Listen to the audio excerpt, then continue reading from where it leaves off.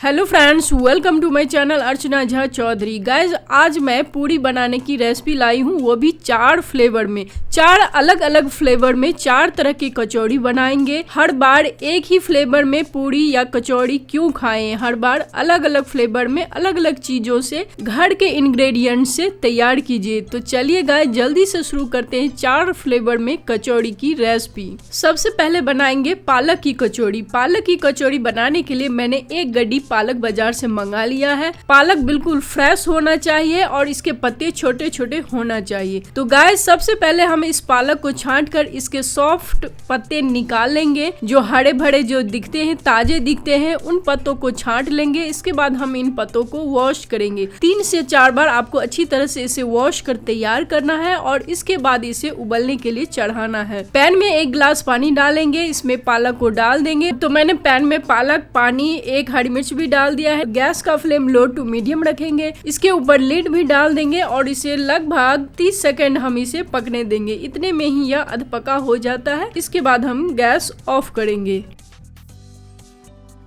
पकते हुए लगभग 30 सेकंड हो चुका है और यह पककर तैयार हो चुका है। तो अब हम गैस ऑफ करेंगे और थोड़ी देर इसी पानी में इसे रहने देते हैं। इसके बाद हम इसे ड्रेन करेंगे। थोड़ा सा नमक भी डाल देंगे। नमक डालने से पालक का कलर नहीं जाएगा और बहुत ही जल्दी सॉफ्ट हो जाएगा, बहुत ही जल्दी पक जाएगा। बट गाइस, ध्यान रखें कि हमें इसे 50% ही पकाना है, 50% कच्चा रहे। इसी वक्त आपको इसे छान कर निकाल लेना है।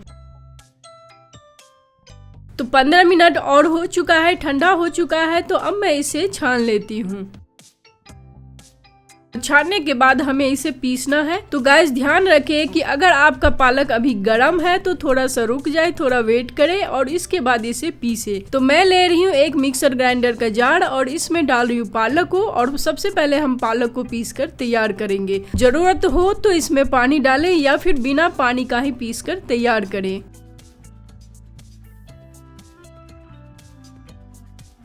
अब हमें इसे आटा में गूंथ कर तैयार करना है। तो इसके लिए मैंने लगभग 150 ग्राम गेहूं का आटा ले लिया है और इसमें डालना है 1/4 चम्मच नमक, 1/4 चम्मच अजवाइन और 4 चम्मच लगभग रिफाइंड तेल डालेंगे और इन तीनों को डालकर अच्छी तरह से मिक्स करेंगे। लगभग 30 सेकंड मिक्स करेंगे। इसके बाद हम पिसा हुआ पालक इसमें डालेंगे और इसी पालक से आटा को गूंथ कर तैयार करेंगे। बट गाइस, ध्यान रखिए कि अगर जरूरत हो तो थोड़ा सा पानी डालें और गूंथते समय भी ध्यान रखें कि थोड़ा थोड़ा पालक डालें और गूंथना शुरू करें।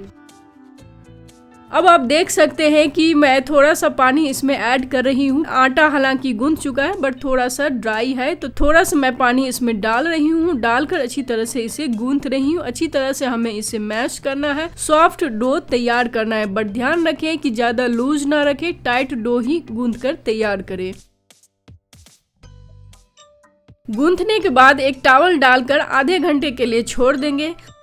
रखे हुए मुझे आधे घंटे हो चुका है, तो डो तैयार हो चुका है। एक बार फिर से हम अच्छी तरह इसे मिक्स करेंगे और इस सभी डो का एक छोटा छोटा पोर्शन निकालेंगे, यानी पूरी के हिसाब से इसके पोर्शन निकाल कर रखेंगे और फिर हम एक एक पोर्शन उठाएंगे और इसे राउंड शेप में तैयार करेंगे। सभी पोर्शन को राउंड करने के बाद हमें इसे बेलना है, बेल कर पूरी तैयार करना है। तो जिस साइज का पूरी बनता है उसी साइज का आपको पोर्शन निकाला है, यानी कि 1 रोटी का 2 पूरी बनना चाहिए। तो इसी साइज का छोटा छोटा पोर्शन निकालेंगे और आपको अब एक पोर्शन उठाना है, हल्का सा तेल लगाना है और इसे बेलना है। बेलते समय ध्यान रखिए कि ना बहुत ज्यादा पतला बेले और ना ही बहुत ज्यादा मोटा बेले। बट गाइस, रोटी से थोड़ा सा थिक रखेंगे ताकि यह अच्छी तरह से फूल सके। तो इस तरह से जैसे कि आप वीडियो में देख रहे हैं, इसी तरह से बेल बेल कर सारी पूरियों को एक थाली में या एक ट्रे में रखते जाएंगे।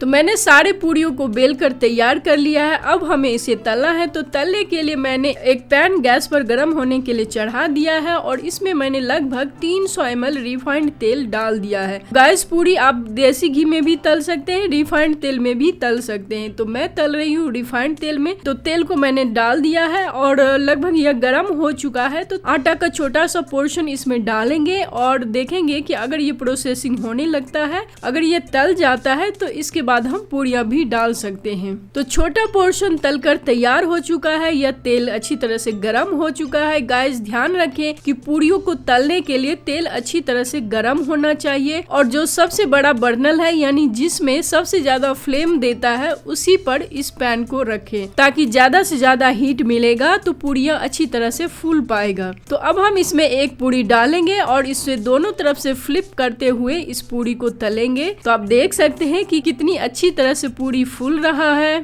पूड़ियों को पैन में डालने के बाद लगभग 30 सेकंड रहने दें। इसके ऊपर हल्का हल्का तेल डालें और जैसे ही यह फूल जाता है, जब दोनों तरफ से हल्का सा गोल्डन दिखने लगे, कलर चेंज हुआ नजर आए, तब आपको इसे निकाल लेना है। तो इसी तरह से सारे पूड़ियों को तलकर तैयार करेंगे।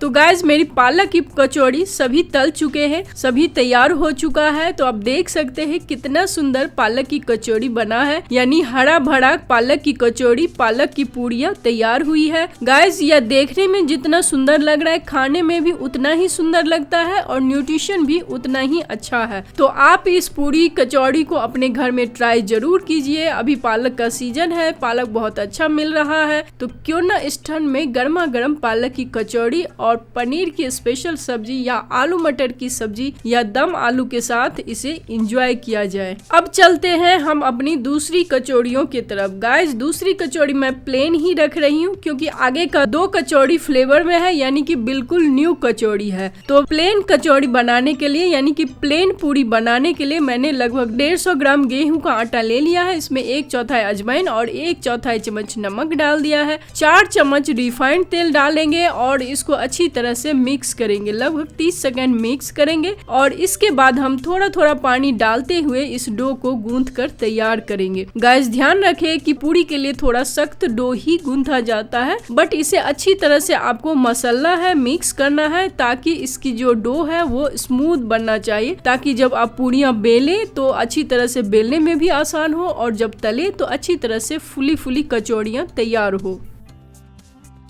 थोड़ा थोड़ा पानी डालते हुए मैंने एक स्मूथ डो गूंथ कर तैयार कर लिया है। अब यह तैयार हो चुका है, तो इसी तरह से आपको तैयार करना है।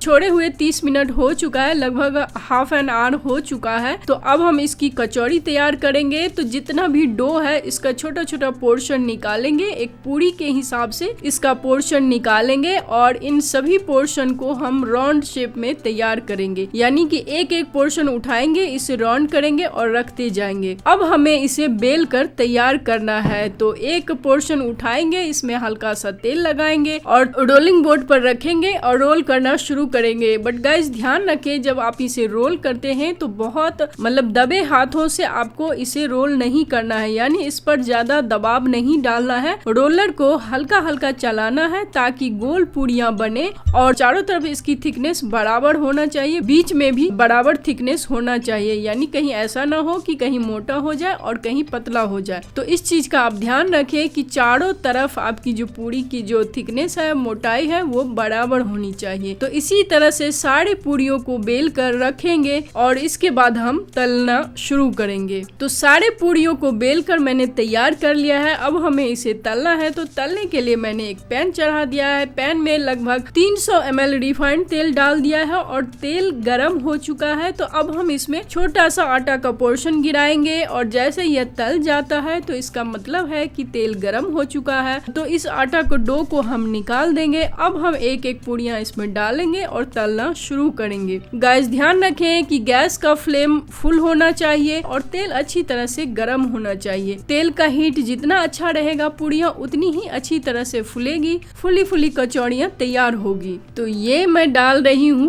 पहली पूड़ी और इसे डालते ही देख रहे हैं इसमें बबल्स उठना शुरू हो चुका है। ऊपर से थोड़ा थोड़ा तेल डालते रहे ताकि पूड़ियाँ अच्छी तरह से फूले और जरूरत हो तो हल्का सा पैचुला से इसे दबाई प्रेस करे ताकि अच्छी तरह से फूल जाए। लगभग 30 सेकंड लगता है इसको फूलने में और फूलते फूलते नीचे की तरफ से यह सिक जाता है। जैसे ही आपको अंदर से लगे हल्का सा कलर चेंज हो चुका है, हल्का सा गोल्डन हो चुका है, तो आपको इसे फ्लिप कर देना है और दूसरे साइड भी इसी तरह से आपको तलना है, यानी कि दोनों तरफ से लाइट गोल्डन इसे होने देना है। जैसे कि आप वीडियो में देख रहे हैं, इस कलर में जब आए तो आप इसे निकाल लें। एक निकालने के साथ ही दूसरा भी डाल दे और दूसरे को भी इसी तरह से आपको तलना है। तो आप दूसरा भी देख सकते हैं कि कितनी अच्छी पूड़ियाँ बनी है, फुली फुली पूड़ियाँ बनी है। तो इसी तरह से सारी पूड़ियों को आपको तल कर तैयार करना है।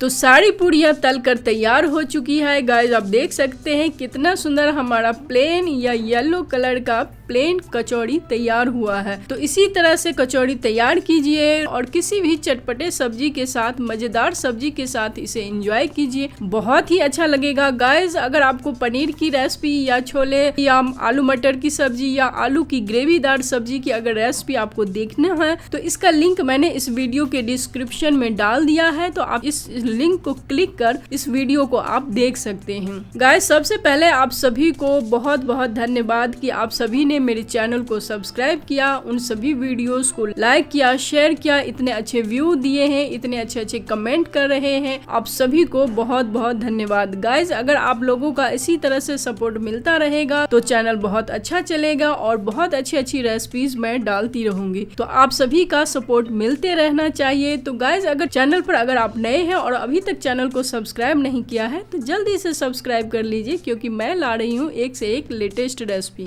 अब चलते हैं हम अपनी तीसरी रेसिपी की तरफ। तीसरी रेसिपी में है बीट रूट की कचौड़ी, यानी कि थर्ड रेसिपी है बीट रूट की कचौड़ी। तो गाइस अब हम बीट रूट की कचौड़ी तैयार करेंगे। बीट रूट की कचौड़ी बनाने के लिए हमें एक बीट रूट चाहिए और सबसे पहले हम इसे पील करेंगे, फिर वॉश करेंगे और इसे छोटे छोटे टुकड़ों में कट करेंगे, जैसा कि आप वीडियो में देख रहे हैं। इसके बाद गाइस आप या तो इसे उबालेंगे या फिर इसे पीसेंगे। तो मैं इसे उबाल नहीं रही हूँ, पीस कर कच्चा इस्तेमाल करने वाली हूँ। तो सबसे पहले मैं मिक्सर ग्राइंडर के जार में इसे डाल लेती हूँ और अब मुझे इसे पीसना है। जार को मशीन में फिट करने के बाद हम इसे ग्राइंड करेंगे और इसमें आपको पानी डालने की जरूरत नहीं पड़ेगी और अगर जरूरत पड़ती है, आपको ज्यादा ड्राई लगता है तो 2 से 3 चम्मच पानी ऐड कर सकते हैं। तो अब देख सकते हैं कि कितना अच्छा पेस्ट बन चुका है और अब हमें इसे एक मलमल के कपड़ा में छान लेना है। इसको निचोड़ कर इसका जूस निकाल लेना है। तो मैंने एक मलमल का कपड़ा ले लिया है, सारे पेस्ट को इसमें निकाल लिया है और अब हम इसे साइड कर देंगे। अब मुझे लेना है लगभग 2 से 3 लोगों के लिए कचौड़ी बना रही हूँ। तो मैं ले रही हूँ 150 ग्राम गेहूं का आटा और इसमें डाल रही हूँ 1/4 चम्मच नमक, 1/4 चम्मच अजवाइन और 4 चम्मच रिफाइंड तेल। इन तीनों को डालकर अच्छी तरह से मिक्स करेंगे और लगभग 30 सेकंड आपको इसे मिक्स करना है। इसके बाद इस बीट रूट का जो जूस है इससे इस डो को गूंथेंगे। तो सारे जूस को इस डो में डालेंगे और गाइस ध्यान रखें कि इस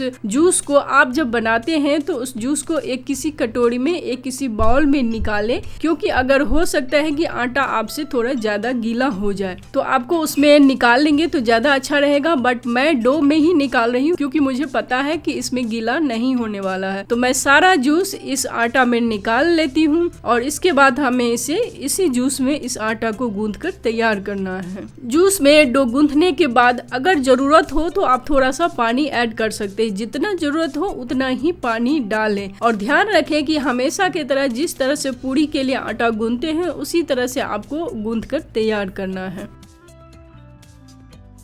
तो मैंने डो गूंथ कर तैयार कर लिया, अच्छी तरह से मसलते हुए मिक्स करती है एक स्मूथ डो गूंथ कर तैयार कर लिया है और अब हम इसे एक टॉवल डालकर आधे घंटे के लिए इसे साइड कर देंगे। तो एक बार फिर से डो को अच्छी तरह से मिक्स करेंगे और इसके छोटा छोटा पोर्शन निकालना है। जिस साइज का आपको पूरी बनाना है उसी साइज का इसका पोर्शन निकालना है और अब इसे राउंड करना है। सभी पोर्शन को राउंड करना है, राउंड करके रखते जाना है। तो मैंने सभी पोर्शन को राउंड कर लिया है और अब हमें इसे बेलना है। तो एक पोर्शन उठाएंगे, इसमें हल्का तेल लगाएंगे और तेल लगाकर इसे रोलिंग बोर्ड पर रखेंगे और इसे रोल करना शुरू करेंगे। रोल करते हुए ध्यान रखें कि बहुत ज्यादा इस पर दबाव ना डालें, हल्का हल्का रोलर चलाएं और इसे एक अच्छी पूरी बेलकर तैयार करें, यानी कि न ज्यादा मोटा होना चाहिए और न ही ज्यादा पतला होना चाहिए, बट ध्यान रखें कि रोटी से हल्का सा मोटा रखें। तो मैंने सभी पूरियों को बेलकर तैयार कर लिया है और अब मुझे इसे तलना है। तो तलने के लिए मैंने एक पैन गरम होने के लिए चढ़ा दिया है और इसमें डाल दिया है 300 ml रिफाइंड तेल। तेल जैसे ही गरम हो जाता है तो हम इसमें एक एक पूरी डालेंगे और इसे तलना शुरू करेंगे। गाइस ध्यान रखें, लगभग 30 सेकेंड में यह पूरी फूल जाता है। तो जब आप डालेंगे तो इसके ऊपर हल्का हल्का तेल का छींटा भी मारे, जिससे यह बहुत अच्छी तरह से फूलता है। और ध्यान रखें कि गैस का फ्लेम फुल होना चाहिए, तेल अच्छी तरह से गरम होना चाहिए। तेल अगर अच्छी तरह से गरम रहेगा तो पूरियां अच्छी तरह से फूलेगी। तो जैसा कि आप देख सकते हैं कि डालते ही कितना अच्छा फूल गया है, तो अंदर से हल्का सा गोल्डन हो चुका है। तो अब हम इसे फ्लिप कर देंगे, दूसरे साइड भी हम इसे गोल्डन होने देते हैं, इसके बाद हम इसे निकालेंगे। तो अब आप देख सकते हैं कि यह दोनों तरह से गोल्डन हो चुका है। तो इसे मैं निकाल कर इसे हल्का सा साइड कर लेती हूँ। जब तक इसका एक्स्ट्रा तेल निकलता है, इस बीच हम दूसरी पूरी भी इसमें तेल में डाल देंगे। बट ध्यान रखें कि एक टाइम में आपको एक ही पूरी तलना है, ताकि पूरी अच्छी तरह से फूले और अच्छा पूरी तैयार हो। 2-3 डाल देंगे तो बहुत ज्यादा डालने से थोड़ी सी दिक्कत आ जाती है, तो एक एक पूरियां ही हम तलेंगे। तो अब दूसरी पूरी भी देख सकते हैं कि कितनी अच्छी तरह से फुला है, दोनों तरफ से गोल्डन हो चुका है। तो अब हम इसे निकाल लेंगे और बचे हुए सभी पूरियों को इसी तरह से तलकर तैयार करेंगे।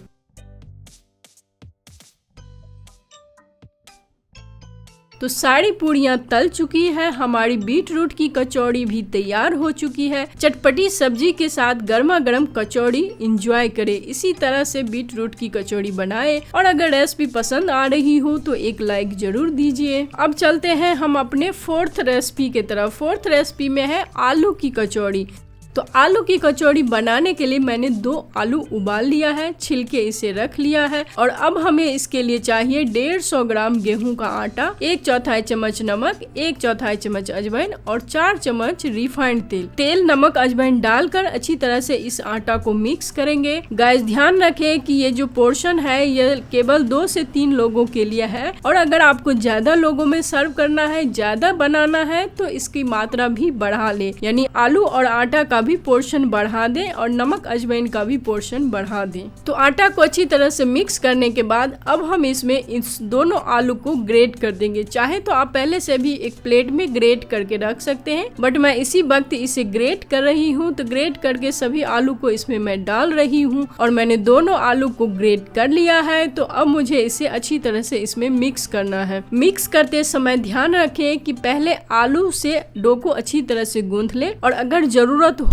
तो ही इसमें पानी डालें, क्योंकि आलू में जब नमक जाता है तो यह पिघलता है, यानी कि और भी लूज हो जाता है। आटा को गूंथते समय ध्यान रखना है कि अदर पूरी का जो डो गूंथते हैं उसके अपेक्षा इसको थोड़ा टाइट गूंथना है, इसको थोड़ा कड़ा गूंथना है, बट अच्छी तरह से मिक्स करना है। एक स्मूथ डो आपको तैयार करना है। तैयार करने के बाद इसके ऊपर एक टॉवल डाल दे और आधा घंटा के लिए इसे साइड कर दे। बट इसे चाहे तो आप तुरंत भी बना सकते हैं, क्योंकि आलू और नमक जब मिक्स हो जाता है तो इसमें पानी छूटता है, तो आप साथ के साथ ही इसे तल भी सकते हैं। तो मुझे रखे हुए आधा घंटा हो चुका है और मैं फिर से एक बार इसे मिक्स कर लेती हूँ और इसके बाद हम इसके छोटे छोटे पोर्शन निकालेंगे। गाइस देख सकते हैं कि मेरा आटा थोड़ा लूज हो गया है, क्योंकि मैंने गूंथते समय थोड़ी सी जल्दबाजी कर दी थी। अदर पूरी की तरह मैंने इसे गूंथ लिया था, तो यह पिघलने के बाद यह हल्का लूज हो चुका है। तो इसीलिए आप ध्यान रखें कि थोड़ा टाइट ही गूंथे। अगर मैं इसमें सूखा आटा और मिलाती हूँ तो आटा का मात्रा ज्यादा हो जाएगा, जो कि मुझे जिसकी आवश्यकता नहीं है। तो यानी पूरियां एक्स्ट्रा बन जाएगी, जो कि कोई खाने वाला नहीं है। तो इसीलिए मेरा जो आटा है थोड़ा लूज है और मैं इस लूज आटा से ही पूरियां बेल रही हूँ। तो इसका छोटा छोटा पोर्शन निकालेंगे, इसे भी हम राउंड करेंगे और एक एक पोर्शन उठाएंगे, बेलना शुरू करेंगे। इसमें भी हल्का सा तेल लगाएंगे, बेलना शुरू करेंगे। पहले की तरह ही इसे बेलने के समय भी आपको ध्यान रखना है, लेकिन मेरी जो डो है वो थोड़ा लूज है, तो मैं इसे बहुत ही हल्का रोलर चला रही हूँ ताकि यह ज्यादा पतला ना हो और मोटा मोटा ही हमें बेल कर तैयार करना है। तो इसी तरह से हम सारे डो का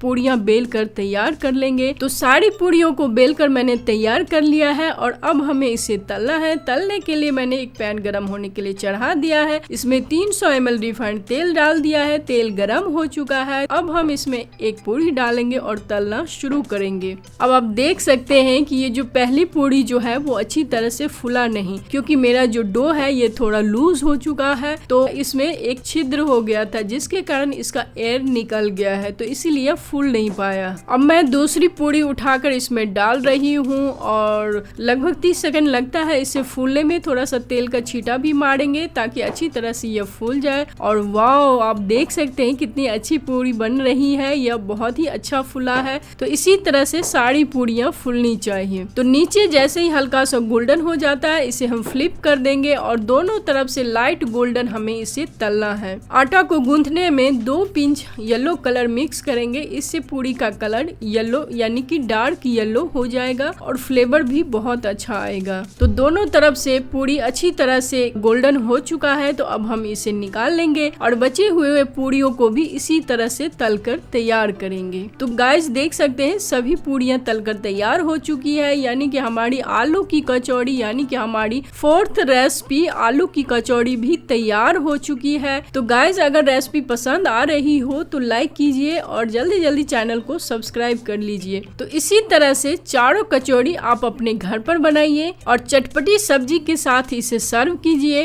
रेसिपी अगर पसंद आई हो तो रेसिपी को लाइक कीजिए। अगर चैनल पर नए हैं तो चैनल को सब्सक्राइब कीजिए और बेल आइकन दबाना मत भूलिए। फिर मिलती हूँ एक नई रेसिपी के साथ, तब तक के लिए बाय बाय।